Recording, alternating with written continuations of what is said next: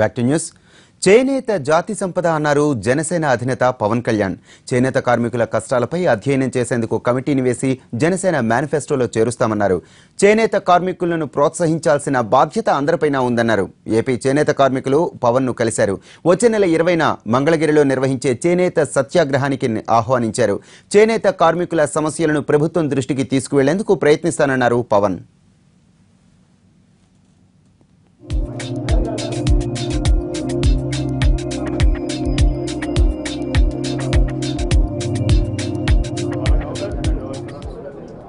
అంటే మనకి నా ఉద్దేశం చేనేత అనేది మన జాతి సంపద. అది చాలా అరుదైన కళ. అది అమేజింగ్, దానికి ఆర్టిస్టిక్ స్కిల్స్ ఉన్న కళ. అది అలాంటి కళని దానికి సరైన ప్రోత్సాహాలు ఇవ్వటం, ఆ కళాకారులను గుర్తించడం, వారికి ఏ విధమైన ఆర్థికంగా మనం వాళ్ళకి అండగా ఉంటే వాళ్ళకి ముందుకెళ్తారనేది ఉంది. కాకపోతే ఏంటంటే ఇప్పుడు ఈ క్షణం నేను చెప్పడానికి రేపు పొద్దున మేనిఫెస్టోలో అది ఎలా మాట్లాడతాము దాని మీద ఒక కమిటీ లాంటిది వేసి వారి సహాయ సహకారాలు తీసుకొని ఏమేమి ఉండాలి, ఎలా ఉంటే వాళ్ళకి బాగుంటుందని వాళ్ళ సలహాలు తీసుకొని రేపు పొద్దున జనసేన పార్టీ మేనిఫెస్టో ఉంటుంది. చేనేత వృత్తి ఆధారంగా జీవనం సాగిస్తున్న 18 కులాల కార్మికులందరికీ, ప్రతి ఒక్కరికి జనసేన పార్టీ వారి తరఫున వారి సమస్యల్ని ఏమేమైతే ఉన్నాయో లోటు వాళ్ళకి ఎలాంటి సమస్యలు ఉన్నాయో వాటన్నిటిని ప్రభుత్వం దృష్టికి కానీ ప్రజల దృష్టికి తీసుకెళ్ళడానికి మేము ఒక బ్రాండ్ అంబాసిడర్ గానే కాకుండా వారి సమస్యల్ని ప్రభుత్వం. స్పెషల్ ప్యాకేజీపై అర్ధరాత్రి ప్రకటన చేయాల్సిన అవసరం ఏమిటని కేంద్రాన్ని ప్రశ్నించారు జనసేన అధినేత పవన్. లోపాలు తప్పులు లేవనుకుంటే సరిగ్గా ప్రకటించవచ్చు కదా అని ప్రశ్నించారు. మరి మీరు స్పెషల్ కేటగిరీ స్టేటస్ ఒక ఇవ్వనని చెప్పారు. అది కూడా ఓకే సార్, మేము ఆలోచిస్తాం. మా రియాక్షన్స్ ఏంటి, మా కోపతాపాలు ఏంటి, అది కూడా పక్కన పెడతాం. వాటన్నిటికంటే కూడా మీరు స్పెషల్ ప్యాకేజీ అర్ధరాత్రి పూట అనౌన్స్ చేయాల్సిన అవసరం ఏంటి? ఆ రోజున వాళ్ళు రాష్ట్రాన్ని విభజించారంటే వాళ్ళకి ఎలక్షన్లు వచ్చేస్తున్నాయి, అదే లాస్ట్ డే, 100 కారణాలు చెప్పచ్చు. మేబీ వాళ్ళు స్ట్రాటజీగా ఆ రోజు పెట్టుకున్నారు కావాలి, అది అర్థం చేసుకోగలం. ఓకే, అది మీ పొలిటికల్ స్ట్రాటజీ. మీరు ఎవరు కూడా రాష్ట్రాన్ని విడగొట్టే బాధ్యత అటు మాకు సంబంధం లేదు, కాంగ్రెస్ వాళ్ళకి సంబంధం మాకు సంబంధం లేదు, మా ఖాతాలో కాదని బీజేపీ నాయకులు చేసుకుంది. సార్ ఓకే, దాన్ని మీ పొలిటికల్ గేమ్ మేము భరించాం, అర్థం చేసుకున్నాం. ఇప్పుడు అన్నీ బాగానే ఉన్నాయి కదా. మీరు స్పెషల్ ప్యాకేజీ మీకు equivalent to special category status special package అనుకున్నప్పుడు మీకు అంత హడావిడిగా మీకు దాన్ని బయటికి తీసుకురావాల్సిన అవసరం ఏంటి ఎవరికి అర్థం కాలేదు. అంతపైకి అంత అర్ధరాత్రి పూట ఏదో ప్రాణాలు పోయేలాగా. నిజంగా మీకు దాంట్లో ఏమాత్రం భయం లేదు, లోపాలు లేవంటే మీరు ప్రశాంతంగా చేసి ఉండొచ్చు కదా, దాన్ని ఎవరు కాదంటారు? ఇలాంటివన్నీ ఉన్నాయి. ఎక్కడ లోపాలు నేను చాలాసార్లు ఎత్తి చూపించాను, చాలామంది మాట్లాడతారు, కానీ మేము వినకూడదు అని అనుకుంటే నేనేం చేయగలను? అప్పుడు రోడ్ల మీదకి రావాల్సి వస్తుంది. కానీ అక్కడ దాన్ని తీసుకెళ్తారా లేదంటే నా ఉద్దేశం కనీసం మేము తప్పు చేసాం, మేము అనుకున్నాం, ఇలా మంచి చేద్దాం అనుకున్నాం, కానీ మేము చేయలేకపోయాం, మాకు ఈ పరిమితులు ఉన్నాయని కనీసం మీరు ఇగో కూడా తగ్గించుకోకపోతే ఎట్లా? అరుదున 1900 మనకి 69 ఆ టైంలో హిందీ 1960s వచ్చిన హిందీ వ్యతిరేక ఉద్యమం అప్పుడు తెలంగాణలో చేనేత రంగాన్ని ప్రోత్సహించేందుకు ప్రముఖ నటి సమంత ముందుకొచ్చారు. ఐటీ మినిస్టర్ కేటీఆర్ ను కలిసిన సమంత తెలంగాణ కోఆపరేటివ్ సొసైటీ టెస్కోతో కలిసి హ్యాండ్లూమ్ ను ప్రమోట్ చేసేందుకు అంగీకరించారు. చేనేత పాలసీపై కేటీఆర్ ను అడిగి తెలుసుకున్న సమంత చేనేతను ప్రమోట్ చేసేందుకు ఐడియాలనిచ్చారు. డిజిటల్ టెక్నాలజీ ద్వారా పవర్ లూమ్స్ ను ఎలా కాపాడుకోవచ్చో వివరించారు.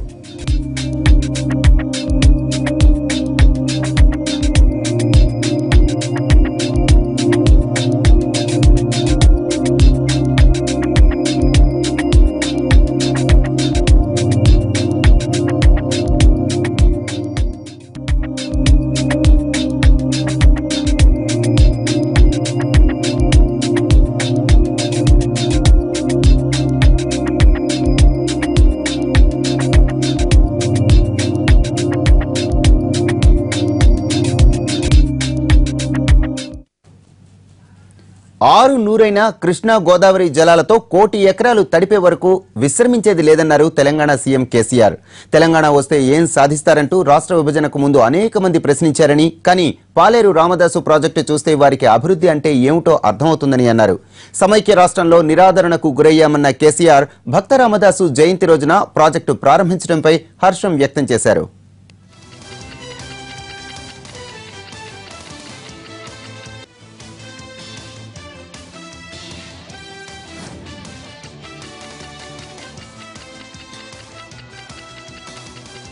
తెలంగాణ రాష్ట్రం వస్తే ఏమొస్తుంది అని కొంతమంది ఉద్యమ సమయంలో మాట్లాడినారు.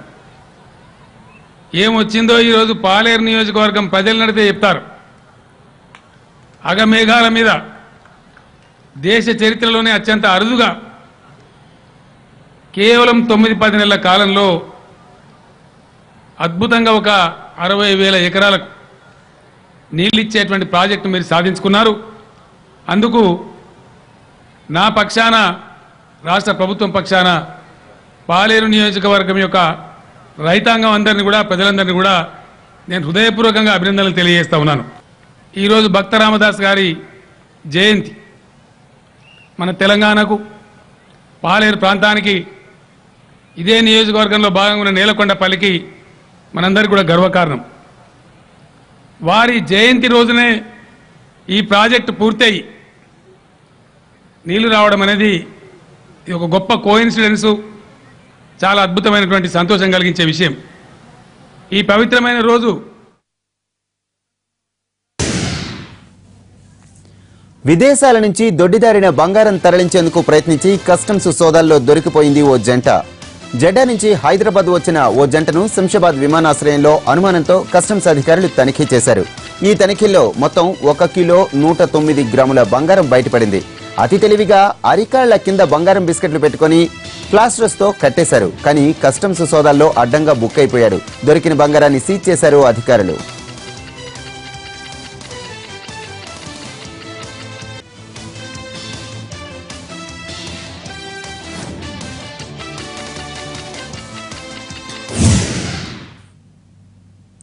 గాంధీ హాస్పిటల్లో అవుట్ సోర్స్ నర్సులు చేపట్టిన ఆందోళన 4వ రోజు కూడా కొనసాగుతోంది. తమను రెగ్యులరైజ్ చేయటం సాధ్యం కాకపోతే కాంట్రాక్టు ఉద్యోగాలనే ఇవ్వాలని డిమాండ్ చేస్తున్నారు. మరోవైపు నర్సుల ఆందోళనతో ఆసుపత్రి రోగులు తీవ్ర ఇబ్బందులు పడుతున్నారు. దాదాపు 200 మంది నర్సింగ్ స్టాఫ్ విధులు బహిష్కరించి ఆందోళన చేస్తున్నారు.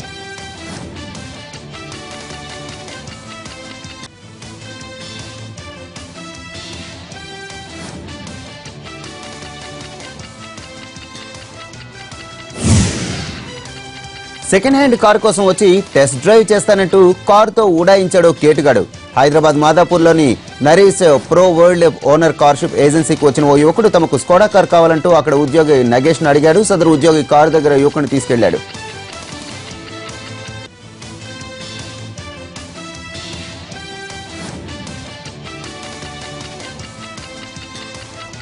కారును ఓసారి టెస్ట్ డ్రైవ్ చేయాలంటూ నగేష్కు చెప్పి టెస్ట్ డ్రైవ్ కోసం ఓఆర్ వైపు వెళ్లాడు. మధ్యలో కారు వెనుక భాగంలో మంటలొస్తున్నాయని నగేష్ను డైవర్ట్ చేసి కారు దించేశాడు. అనంతరం అక్కడి నుంచి ఏపీ 28 CG 245 నెంబర్ గల మెరూన్ కలర్ కారులో స్కోడాతో ఉడాయించాడు.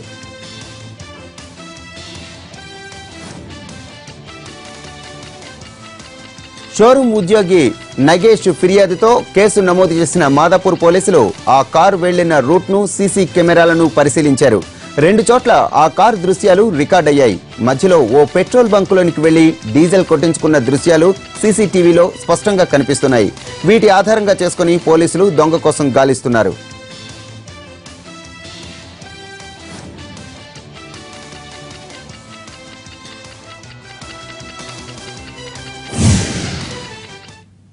ఇవి బులెటిన్ విశేషాలు. నిరంతర ప్రత్యక్ష ప్రసారాల కోసం చూస్తూనే ఉండండి NTV.